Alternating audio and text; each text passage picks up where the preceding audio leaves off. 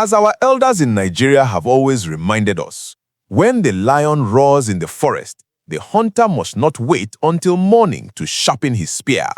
And right now, President Bola Ahmed Tinubu is calling on the Senate to sharpen that spear without delay by amending the constitution to make room for state police. This na confirmed street news. Now waiting we hear with the report, but be sure say na confirm. Abeg, hit that subscribe button, like this video, and drop a comment to help us grow and bring you undiluted news. What are we asked for tonight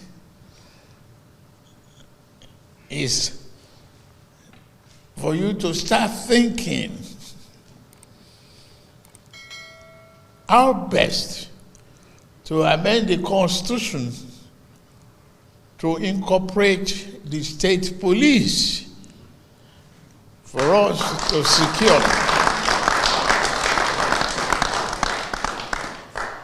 secure our country, take over our forests from marauders,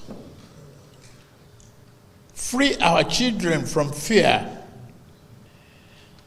All your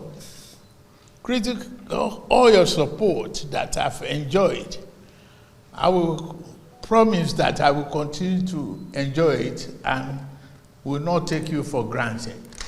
On Wednesday night, February 25, 2026, at the State House in Abuja, the president sat down with the leadership and members of the 10th Senate for an interfaith breaking of fast. In that gathering, he made a direct and urgent appeal. It is time for the National Assembly to begin the process of tinkering with the 1999 Constitution to provide a clear legal framework for the establishment of state police across the country. President Tinubu told the senators plainly that the creation of state police has become necessary to confront Nigeria's evolving security challenges. He explained that it would strengthen policing at the grassroots level and give every state government the capacity to respond swiftly to threats within its own borders. In his words, he asked the lawmakers to start thinking about the best way to amend the Constitution so that the nation can secure its territory, reclaim forests currently occupied by marauders, and free our children from the constant shadow of fear. If this conversation about the future of security in our country is important to you and you want to stay updated on every major development as it unfolds, please do me a quick favor right now. Hit the like button, drop a comment, and subscribe to the channel with the notification bell turned on. Your support helps us bring you these balanced, fact-based reports every single time. To fully appreciate why this moment matters, we must look at the bigger picture. For decades, Nigeria has operated a single centralized police force under the exclusive control of the federal government. While that structure served its purpose in the past, the country's security landscape has changed dramatically. Banditry in the northwest, insurgency in the northeast, farmer-herder clashes in the mid-belt, kidnapping for ransom almost everywhere, and cult-related violence in the south have stretched the Nigeria police force to its limits. Officers are often deployed far from their home states, language barriers exist, and response times can be painfully slow when every decision has to filter through Abuja. President Tinubu has been consistent on this issue. As far back as February 2024, he met with the 36 state governors and set up a joint federal-state committee to work out the practical details of state policing. He has returned to the topic several times since then, always stressing that no single force can effectively police a country as large and diverse as Nigeria.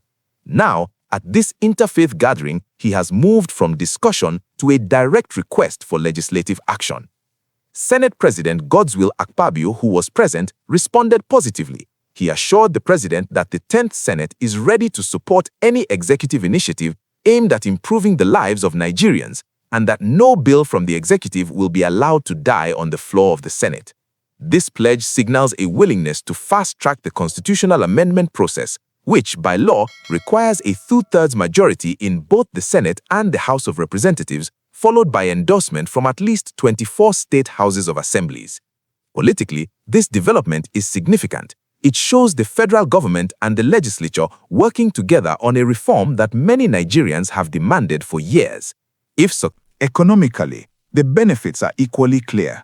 Farmers in the food baskets of the nation have been chased out of their fields by criminals. Traders fear traveling on highways. Investors, both local and foreign, hesitate when they read daily reports of insecurity. State police, properly funded and professionally trained, could help reclaim those forests, secure farmlands, and restore confidence in the economy. When people feel safe, they invest, they produce, and the entire nation prospers. Of course, this proposal is not without its long-standing debates. Some Nigerians worry that state governors might misuse their own police forces for political purposes or to settle scores. Others fear that poorer states may struggle to fund and equip their police adequately, creating uneven security across the country. These concerns have been part of the national conversation for years, and any constitutional amendment process will likely include public hearings where citizens, civil society groups, traditional rulers, and security experts can air their views and suggest safeguards such as independent oversight bodies, minimum national standards for training, and clear rules on deployment. Looking ahead, the coming weeks and months will be decisive. The Senate leadership has indicated readiness to begin work. A formal bill will need to be prepared, debated, and passed through the rigorous amendment procedure. If everything goes smoothly, Nigeria could see the legal foundation for state police laid before the end of this legislative session. Implementation, however, will take longer. States will need to pass their own enabling laws, recruit and train personnel, establish command structures, and ensure coordination with the federal police to avoid conflict or duplication. The president's appeal has already sparked fresh discussions across the country. Many citizens who have borne the brunt of insecurity are welcoming the move, seeing it as a practical step toward decentralizing power and bringing governance closer to the people.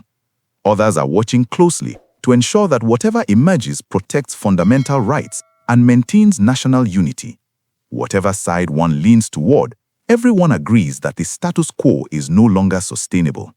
What are your thoughts on this bold push for state police? Do you believe it will make our communities safer, or do you have concerns about how it should be structured? Share your honest views in the comment section below. We read every comment, and they help shape the conversations we bring to you. If this report gave you clear, unbiased insight into a story that will affect every Nigerian, please give it a thumbs up. Share it with friends and family who care about the future of our country, and make sure you are subscribed so you never miss the next chapter as the National Assembly takes up this historic task. We will continue to follow every development, from the first committee meetings to the final votes in the state